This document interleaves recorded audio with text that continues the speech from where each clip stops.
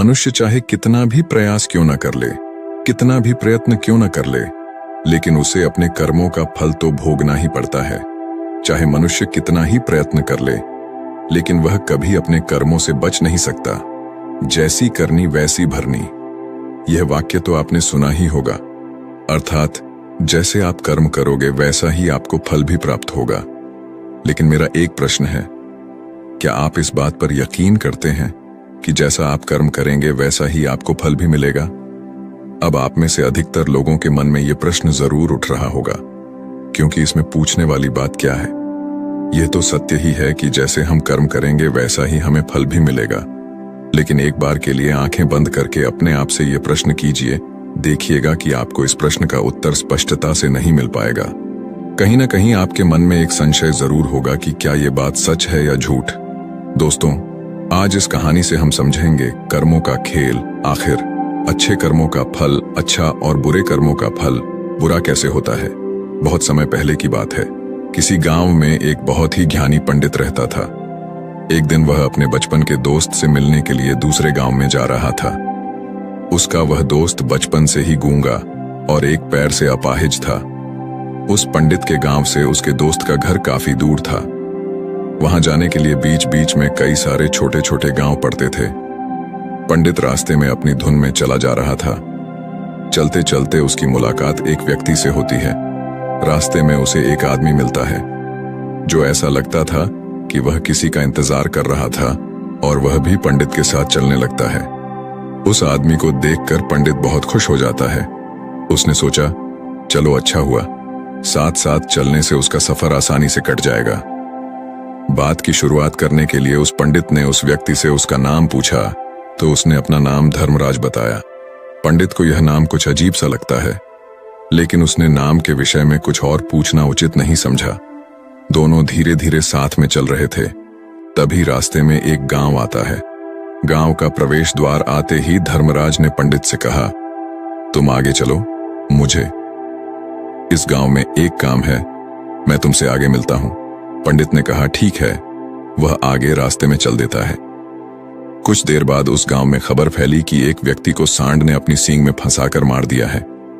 जैसे ही सांड ने उस व्यक्ति को मारा, ठीक कुछ ही देर में धर्मराज पंडित के पास आ गया और फिर दोनों चलना शुरू कर देते हैं और चलते चलते एक दूसरे गांव के द्वार पर पहुंच जाते हैं। उस गांव के बाहर एक बड़ा और विशाल मंदिर बना हुआ था। वहां पर आराम करने की सुविधा काफी बढ़िया लग रही थी। पंडित के दोस्त का घर अभी वहां से बहुत दूर था और रात भी होने वाली थी। तो पंडित ने धर्मराज से कहा, रात होने वाली है, पूरे दिन चलते चलते थक भी चुके हैं और भूख भी लग रही है, तो यहाँ पर भोजन करके यहीं पर हम विश्राम कर लेते हैं, फिर सुबह के समय आराम से आगे की यात्रा जारी करेंगे।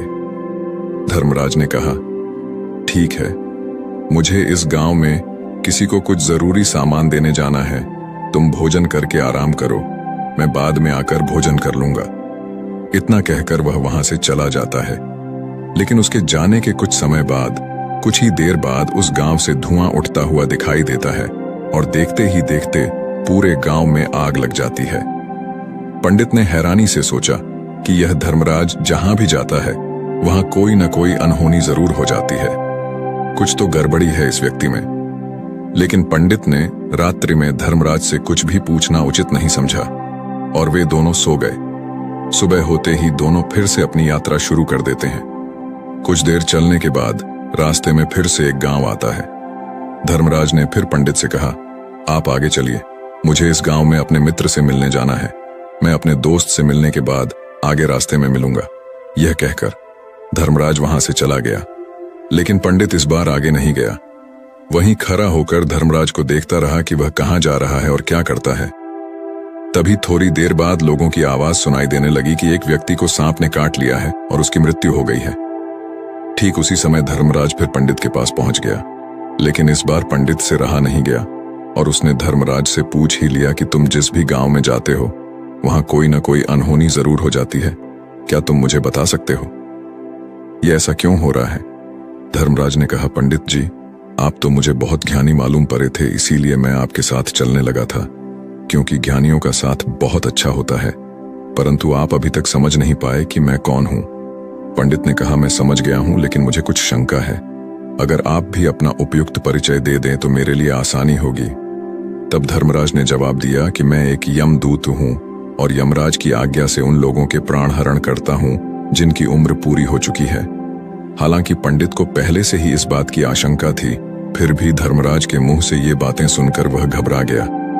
लेकिन वह हिम्मत करके पूछता है कि अगर तुम सच में यमदूत हो तो मुझे बताओ, अगली मृत्यु किसकी है? धर्मराज ने जवाब दिया, अगली मृत्यु तुम्हारे उसी मित्र की है जिससे तुम मिलने जा रहे हो, और उसकी मृत्यु का कारण भी तुम ही बनोगे। ये बात सुनकर पंडित सहम सा गया और सोच में पड़ गया कि अगर सच में यह धर्मराज यमदूत हुआ तो उसकी बात भी सच होगी और उसके कारण मेरे बचपन के सबसे अच्छे मित्र की मृत्यु हो जाएगी। तो सबसे अच्छा तो यही होगा कि मैं अपने मित्र से मिलने ही न जाऊं। कम से कम मैं उसकी मृत्यु का कारण तो नहीं बनूंगा। तभी धर्मराज ने मुस्कुराते हुए कहा, तुम जो सोच रहे हो वो सब मुझे पता है, मगर तुम्हारे अपने मित्र से मिलने न जाने से नीयत नहीं बदल जाएगी। तुम्हारे मित्र की मृत्यु तो निश्चित है और वह अगले कुछ ही पलों में गठित होने वाली है। महाकाल के मुंह से ऐसी बातें सुनकर पंडित को झटका लगा, क्योंकि महाकाल ने पंडित के मन की बातें पढ़ ली थीं, जो कि एक सामान्य व्यक्ति के लिए संभव नहीं है। अब पंडित को विश्वास हो गया कि यह धर्मराज सचमुच में यमदूत ही है। जब पंडित को यह पूर्ण विश्वास हो गया कि धर्मराज यमदूत है तो वह घबरा गया। वह अपने मित्र की मृत्यु का कारण नहीं बनना चाहता था, इसलिए वह पलटकर अपने गांव की तरफ वापस जाने लगा। लेकिन जैसे ही पंडित वापस जाने के लिए मुड़ा, उसने देखा कि उसका मित्र तेजी से उसकी तरफ चला आ रहा है, जो कि पंडित को देखकर अत्यंत प्रसन्न दिखाई पड़ रहा था। अपने मित्र के आने की गति को देखकर पंडित को ऐसा लगा कि जैसे उसका मित्र काफी देर से उसका ही पीछा कर रहा है, लेकिन वह बचपन से ही गूंगा था और एक पैर से लंगड़ा भी था। इसीलिए न तो वह पंडित को आवाज देकर रोक पाया था और न ही उस तक पहुंच पा रहा था। लेकिन जैसे ही वह पंडित के पास पहुंचा, अचानक ही जमीन पर गिर पड़ी और तुरंत ही उसकी मृत्यु हो गई।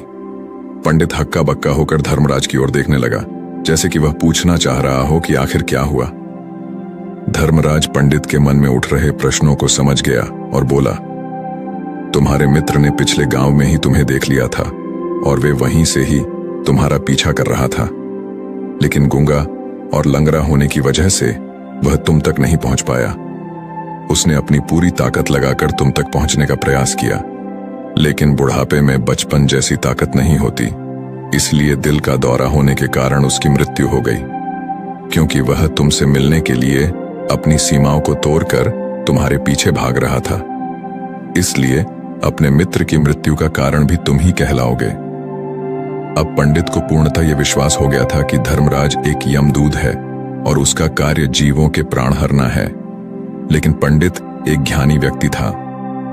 वह यह भी जानता था कि मृत्यु पर किसी का वश नहीं है, सबको एक न एक दिन मरना ही है। यही सोचकर उसने अपने आप को संभाल लिया, लेकिन अचानक ही पंडित के मन में अपनी मृत्यु के बारे में जानने की इच्छा हुई। इसलिए उसने धर्मराज से पूछा कि जब मृत्यु मेरे दोस्त की होनी थी तो तुम शुरू से ही मेरे साथ क्यों चल रहे थे? यह प्रश्न सुनकर धर्मराज जोर से हंसा और बोला, मैं तो हर पल हर क्षण सभी के साथ चलता हूं, किंतु लोग पहचान नहीं पाते, क्योंकि लोगों के पास अपनी समस्याओं के अलावा किसी और व्यक्ति, वस्तु या घटना के बारे में सोचने समझने या उसे देखने का समय ही नहीं होता। पंडित ने कहा, तो क्या तुम यह बता सकते हो कि मेरी मृत्यु कब, कहां और कैसे होगी?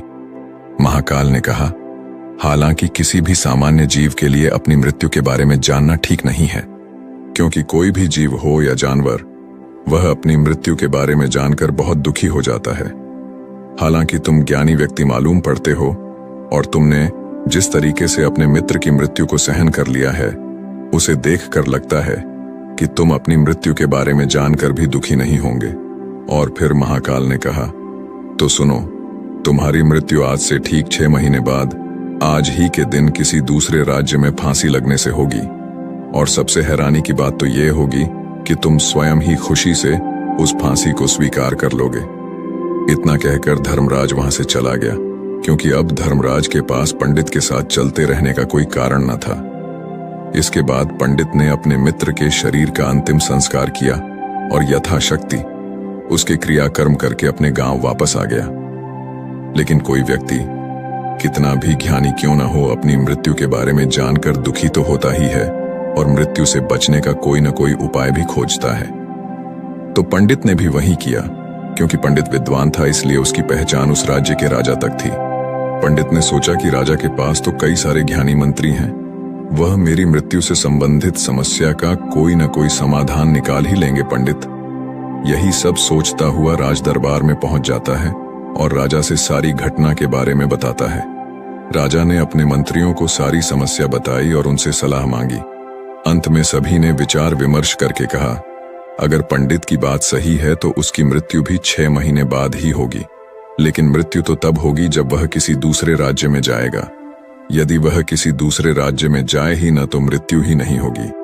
मंत्रियों की यह सलाह राजा को भी सही लगी।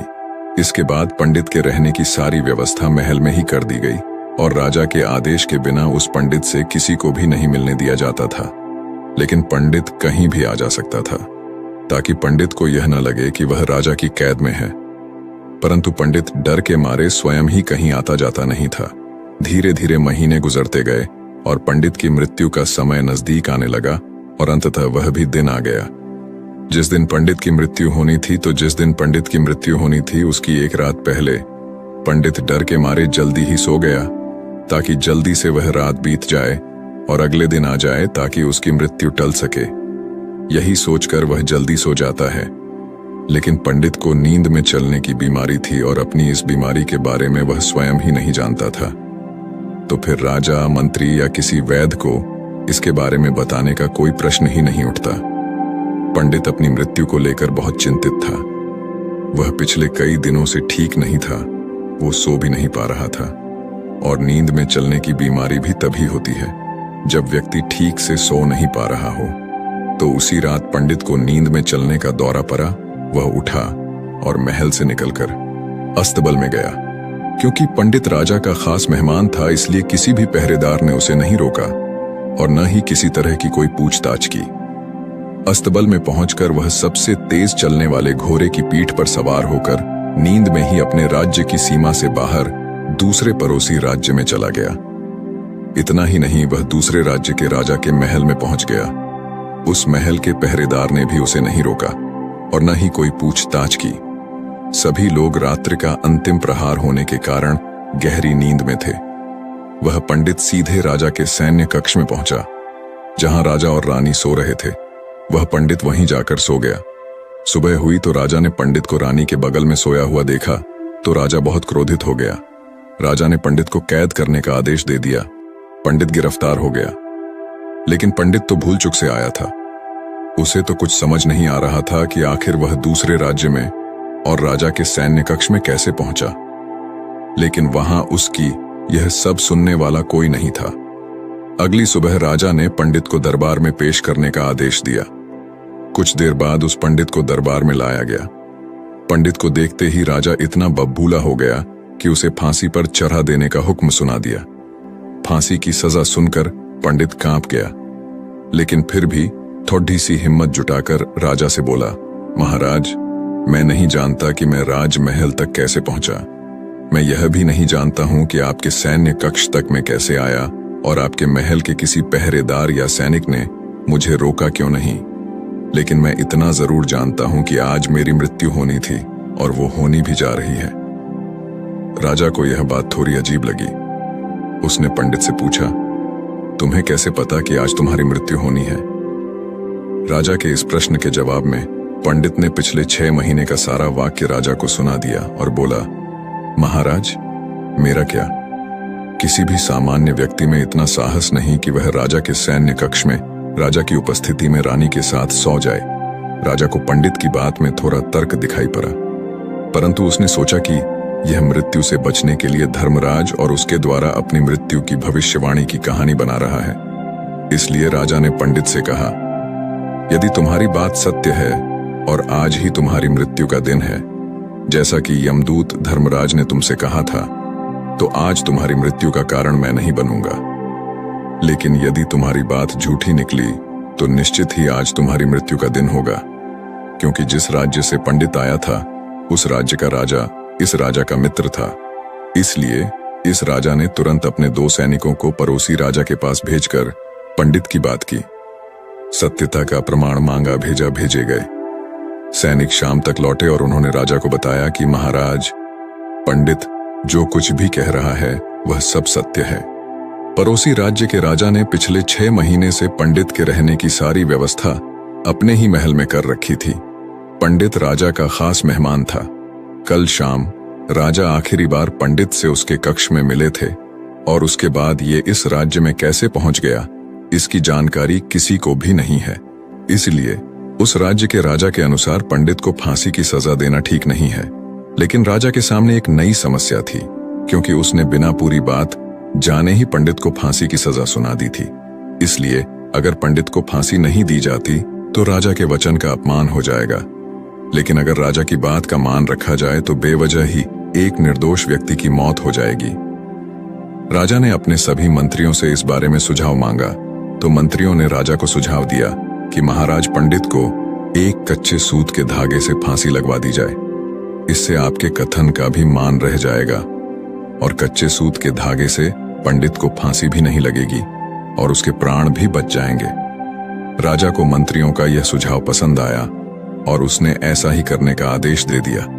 पंडित के लिए कच्चे सूत के धागे से फांसी का फंदा बनाया गया और नियम के अनुसार पंडित को फांसी पर चढ़ाया जाने लगा। सभी लोग बहुत खुश थे कि न तो पंडित मरेगा और न ही राजा का वचन खाली जाएगा। पंडित को भी पूर्ण विश्वास था, यह सूत के धागे से तो उसकी मृत्यु हो ही नहीं सकती। पंडित उस पर चढ़ने के लिए तैयार हो गया।